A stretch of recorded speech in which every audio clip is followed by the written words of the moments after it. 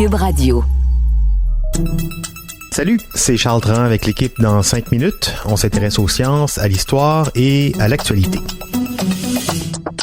Aujourd'hui, on parle d'intelligence artificielle, l'IA. Début novembre, lors d'un sommet à Londres, 28 gouvernements ont signé une déclaration de coopération pour évaluer les dangers potentiels derrière l'intelligence artificielle. On en parle de plus en plus.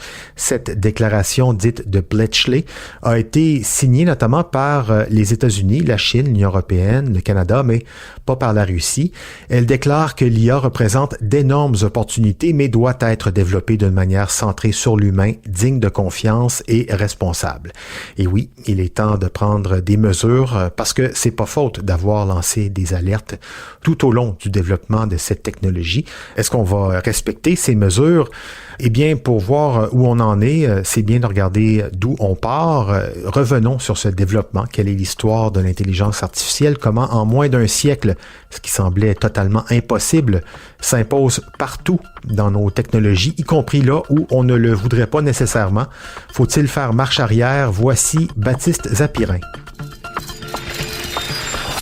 L'idée de machines pensant comme les humains remonte au moins au XVIIIe siècle, pensée par des philosophes ou des écrivains, mais c'est peut-être en 1927 qu'elle s'anime pour la première fois dans le film Metropolis de Fritz Lang, qui met en scène le premier robot au cinéma. Un robot androïde chargé d'exhorter les ouvriers à se révolter contre les classes dirigeantes, et tiens, ça se passe en 2026. Et puis, en 1942, les écrivains de science-fiction Isaac Asimov et John W. Campbell voient déjà les risques derrière les robots autonomes. Ils inventent les 3 règles de la robotique. Le robot ne peut porter atteinte à un humain, il doit obéir aux ordres d'un humain, et protéger son existence tant que ça n'interfère pas avec les 2 autres lois. En 1950, le scientifique Alan Turing définit un test, le test de Turing, qui sert à évaluer si une future machine pourrait se faire passer pour un humain en analysant ses réponses à des questions. 5 ans plus tard, l'informaticien américain John McCarthy invente l'expression « intelligence artificielle ». En 1959, un premier robot industriel fait son apparition dans les chaînes de montage de Ford. En 1965, le programme informatique ELISA est capable de soutenir une conversation en anglais, en trouvant une réponse en fonction des éléments qu'il repérait dans le message qu'on lui écrivait. C'est le premier chatbot, le premier robot conversationnel. En 1968, notre imaginaire collectif encaisse HAL 9000, l'intelligence artificielle aux manettes d'un vaisseau spatial dans le film de Stanley Kubrick, 2001, l'Odyssée de l'espace. I'm sorry, Dave. I'm afraid I can't do that. Une IA qui finit par s'en prendre aux humains. Et oui, déjà des avertissements. Mais pas de quoi freiner les inventeurs. En 1973, le premier robot humanoïde au monde naît au Japon, Wabot 1. Il a une allure d'astronaute, il marche sur ses 2 jambes, parle et saisit des objets, en utilisant différents capteurs cette fois. Et ça, une machine qui utilise des capteurs pour être autonome, ça donne des idées à Mercedes-Benz, qui teste en 1987 une première voiture sans conducteur. Et oui, ça remonte aux années 80 ça. Et puis, en 1989, l'informaticien britannique Tim Berners-Lee invente quelque chose qui révolutionnera le monde, le World Wide Web.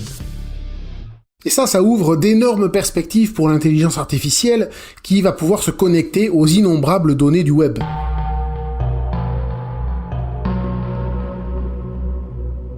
Pendant ce temps, en 1997, le supercalculateur Deep Blue d'IBM bat le champion du monde d'échecs, Garry Kasparov. L'ordinateur calcule 200 millions de positions par seconde.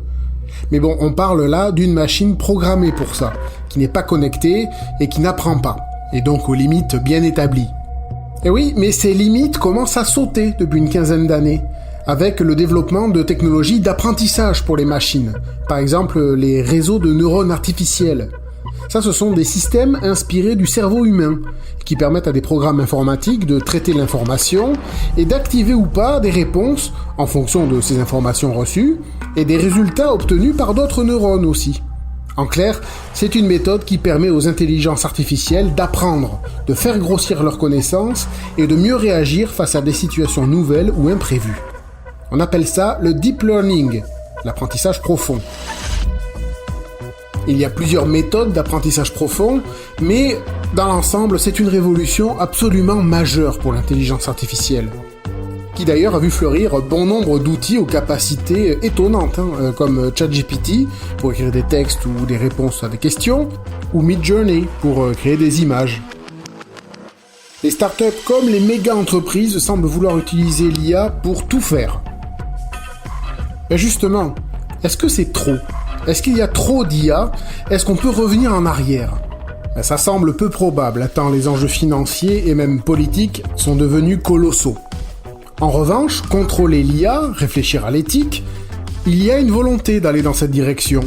On parlait de la déclaration de Bletchley en introduction, et c'est au moins une prise de conscience publique et internationale. C'est que des milliers de chercheurs en IA ont eux aussi demandé à faire une pause sur cette technologie pour bien mesurer ses implications dans nos vies. Geoffrey Hinton lui-même, à l'origine de la technologie ayant servi à créer ChatGPT, regrette son invention. Car, dit-il, il est difficile de voir comment on peut empêcher les mauvais acteurs de l'utiliser à des fins malveillantes. On parle d'imitation, de fake news, de techniques de manipulation, de contrôle, de track. Les possibilités sont infinies. On estime aussi que 300 millions d'emplois dans le monde sont menacés par ces IA capables de faire de plus en plus de choses. Les tâches répétitives, mais aussi chercher des réponses à notre place, créer, donner des conseils. Que nous restera-t-il pour exister après ça ? Comme disait Hinton, l'IA supprime les tâches pénibles, mais il se pourrait bien qu'elle enlève bien plus que ça.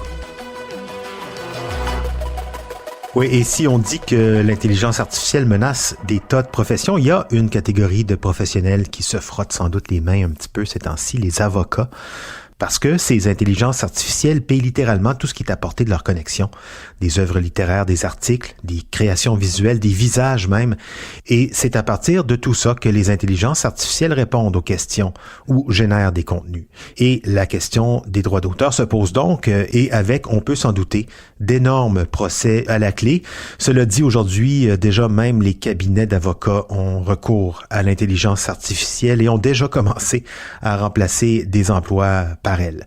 Pour en savoir davantage aussi sur les dangers de l'intelligence artificielle, à Cube, le très bon balado Ce n'est qu'une théorie qui, dans sa saison 2, s'intéresse à l'intelligence artificielle avec un panel d'experts pour tenter de départager le vrai du faux, le fantasme de la réalité sur ce qui nous attend dans notre relation de plus en plus compliquée avec les machines.